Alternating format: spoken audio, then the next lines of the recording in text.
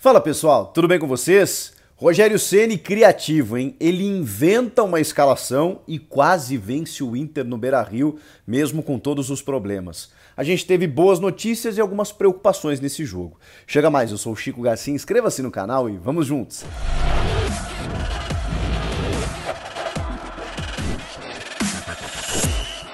É chovendo molhado dizer que o trabalho do Rogério Ceni é maravilhoso no São Paulo, é impecável. Eu já falei aqui e repito, o Rogério é uma mala, ele é chato, ele é brigão, ele é reclamão, ele passa o tempo inteiro nas entrevistas coletivas reclamando que não tem jogador, do calendário, dos problemas financeiros, aquela coisa toda da piscina, falta de água na piscina, né? Mas ele, cara, se tem um lugar onde o Rogério precisa estar pro bem do São Paulo, é exatamente comandando o time. Ele é impressionante como evoluiu como técnico, né? Já tem uma estradinha aí, 5, 6 anos como treinador, começando no São Paulo, saiu, voltou, e a evolução dele é absurda. O que ele está conseguindo fazer num time que até pouco tempo eu dizia que eu era um crítico, dizendo, poxa, o São Paulo está muito irregular, está oscilando muito, né? Faz grandes jogos contra o Palmeiras, né? Em clássicos, daqui a pouco, né? No jogo de ida do Paulista, vai lá, toma 4 na volta. Faz um grande jogo de novo contra o Palmeiras, aí empata com o Juventude em casa. Poxa, tá faltando consistência, embora reconhecesse, obviamente, que faltavam peças. Mas o que ele conseguiu fazer? E aí é onde entra o mérito do treinador. E aí por isso eu reconheço aqui que quando o treinador não tem peças e precisa criar alternativas, é onde a gente encontra, é onde a gente valoriza o profissional, é onde a gente vê como ele é bom, como ele é capaz. E o São Paulo foi para Porto Alegre assim, tem ido constantemente, né? Foi para Minas Gerais enfrentar o Atlético Mineiro com time esfacelado. E dessa vez, cara, ele não para de perder jogador. Ele não tinha uma defesa titular, porque o Arboleda a gente já sabe que não volta. E aí ele perdeu o Miranda e o Léo.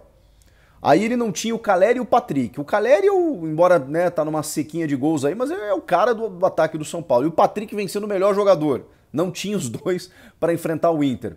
Aí o que ele opta, né? O que ele prefere? Porque isso os treinadores dizem muito, né? Eu preciso montar um elenco para um jogo, eu preciso pensar no time e preciso pensar no banco. Não é simplesmente escalar os melhores com o que tem. Às vezes, pela necessidade, você se obriga a fazer isso. Mas diante do cenário do jogo, se eu não levar alternativas interessantes no banco, eu também não consigo mudar a partida. Porque aí o adversário vai ver, ó, o jogo tá dessa forma, eu vou botar uma peça aqui para mudar o escopo da partida. E aí você não tem como travar essa armadilha do adversário, porque você tem muitas vezes jovens insuficientes, jogadores mais limitados, jogadores que, enfim, não costumam jogar sempre. Então você precisa pensar nisso também. E o Rogério foi ousado.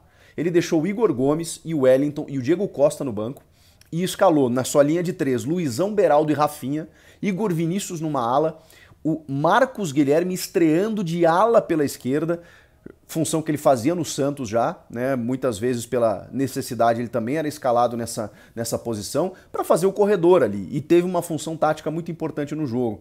No meio de campo, o Gabriel Neves e o Rodrigo Nestor e ainda o Thales Costa, né? Se aproximando muito mais do ataque e aí vem a grande sacada, o grande coelho da cartola, o Nicão como um segundo atacante ao lado do Luciano.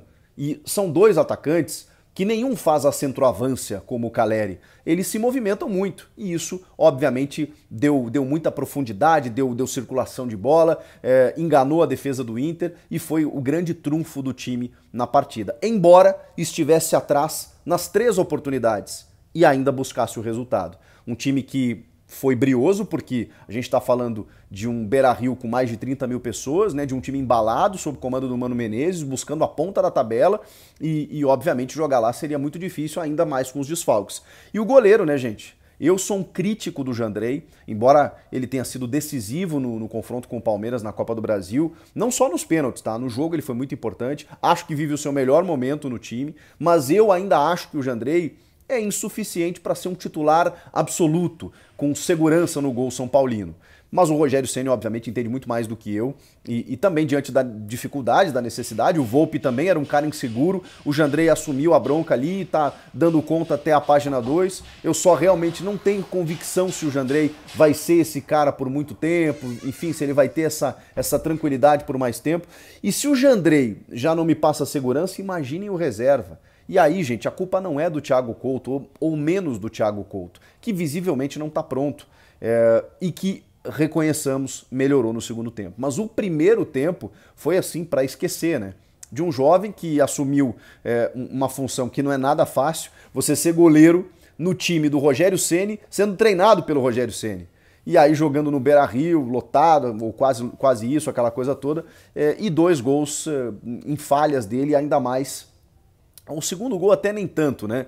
Porque ele dá uma vacilada na saída de bola. O primeiro, a bola, né, ele defende, a bola entra para dentro do gol, e no terceiro, aí sim, ele comete uma penalidade em cima do alemão, tudo isso no primeiro tempo. Imagino como não foi um intervalo para esse menino. Mas o Rogério acho que trabalhou bem a cabeça dele, porque no segundo, olha, ele pega uma bola do Johnny, ele faz defesas importantes, assim, intervenções importantes, e consegue, né, segurar um pouco mais a equipe, tanto que o São Paulo não sofre gols no segundo tempo, e ainda faz com o Luciano.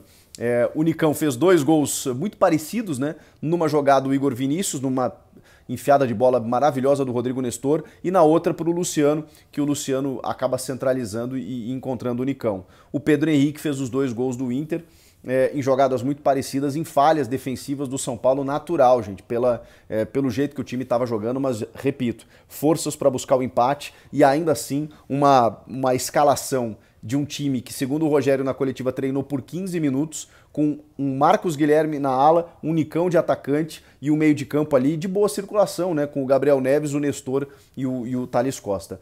Gente, foi um ponto a ser muito comemorado, mais um, né, como fora contra o Atlético Mineiro em Minas, e é claro, né, pelo bolo da tabela, você olha o São Paulo lá caiu para 10º, o próprio Inter, né, que estava tentando lá em cima caiu para 6º, porque tá tudo muito embolado, a distância é muito pequena entre as equipes. É claro que o São Paulo vai ter que priorizar as outras competições, as competições de mata, né, a Copa do Brasil e a Sul-Americana, mas no Brasileiro é isso, tem que fazer o que dá, tem que fazer um campeonato de manutenção, mas quem sabe beliscar uma vaguinha na Libertadores pro ano que vem, que é o que o São Paulo precisa fazer nesse processo de reconstrução que o Rogério Ceni está sendo fundamental, em termos de elenco, sem muitos reforços, aliás, sem nenhum praticamente, só o Marcos Guilherme, que já foi jogador do time, o resto de garotos, uma meninada que está aos pouquinhos recebendo oportunidade e os jogadores que não saem do departamento médico. Então, impressionante o que o Rogério está conseguindo fazer com esse São Paulo e ainda classificado na Sul-Americana e na Copa do Brasil.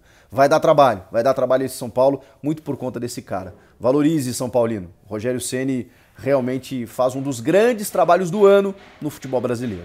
Comenta aqui se você concorda ou não, inscreva-se no canal e eu volto na próxima. Tchau!